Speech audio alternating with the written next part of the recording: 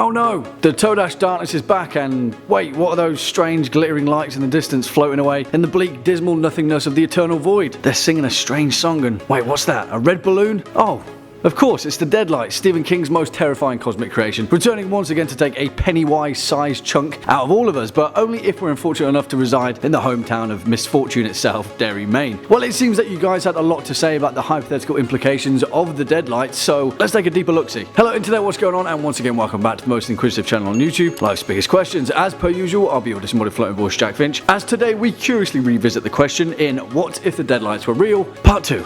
Roll the clip. Go!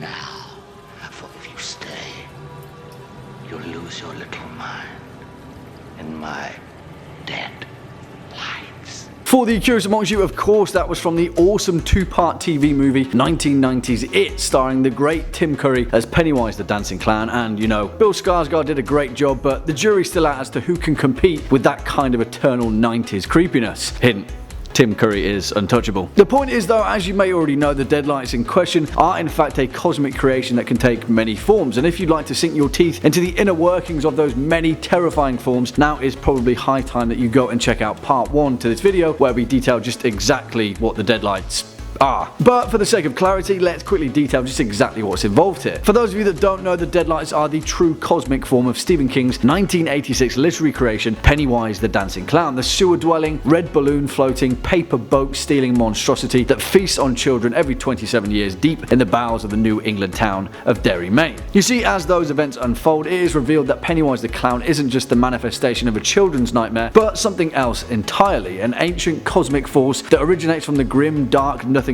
in the void of space, the macroverse, the place that exists between the many worlds that unite Stephen King's universe. Essentially, it kind of goes without saying, but the Deadlights are fear itself, and luckily for you guys, you seem to have some pretty awesome things to say about this video in particular, so let's take a look. To begin, Alchemy says, the most primal emotion is fear, and if the Deadlights are the embodiment of fear, then maybe it is real. Maybe it is real, Alchemy.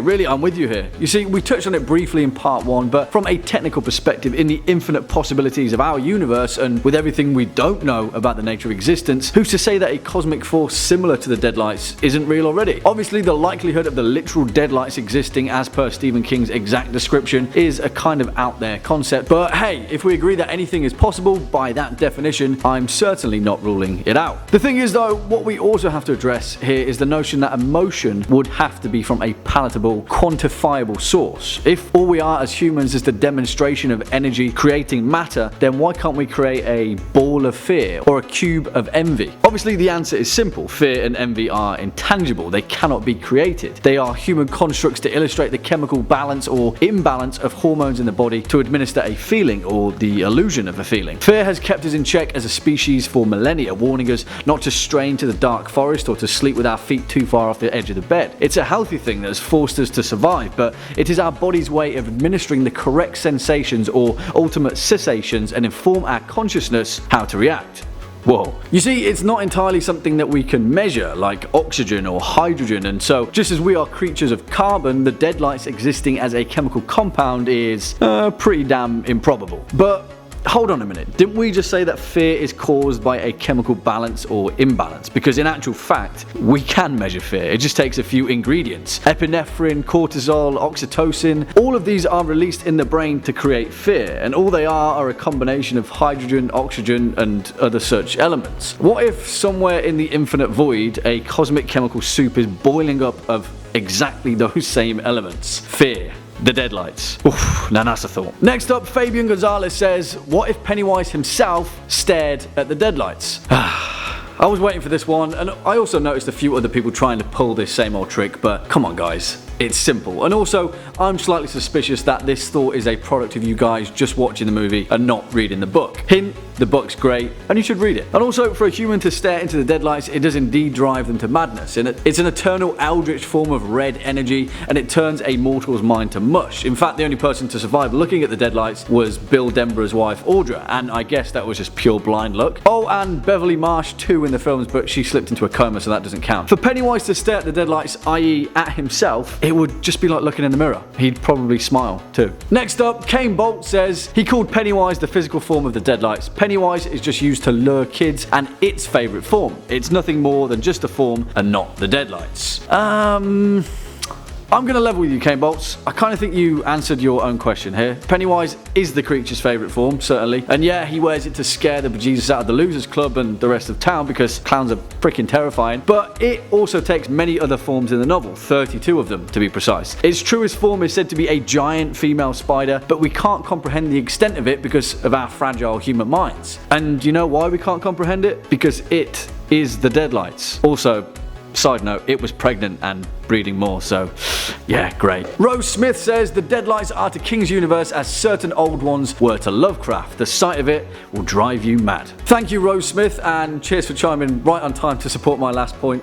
Hey, it's almost as if someone compiled these comments deliberately, right? But yeah, the point is exactly the same. Stephen King is a huge fan of H.P. Lovecraft, the creator of Cthulhu and his entire yog-sothory of giant, tentacular alien gods. As well as being directly inspired by some of Lovecraft's creations, the Deadlights are pretty much the embodiment of all things cosmic horror. Unknowable origin? Check. Drives the human mind to madness at the sight of it? Check. Has 1,000 sets of razor-sharp teeth and enjoys eating people? Double check. And finally, Joshua Abadano says, if the Deadlights were real, spawns of the Macroverse would be constantly wreaking havoc on life on Earth. Also, somewhere on Earth, most likely the Bennington Triangle, lives a part of the Deadlights that awake every 27 years to consume as many living beings as it can. Whoa, Joshua Abadano. That got real fast.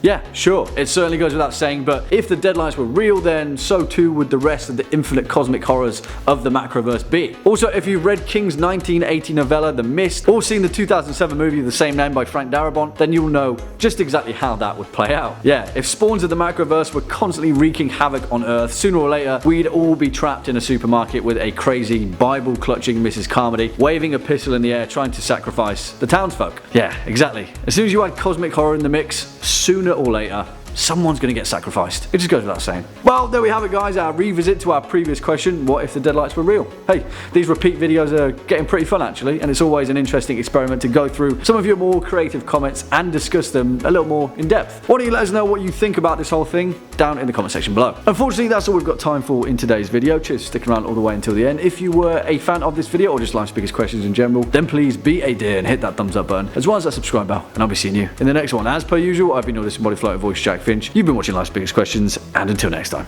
you take it easy.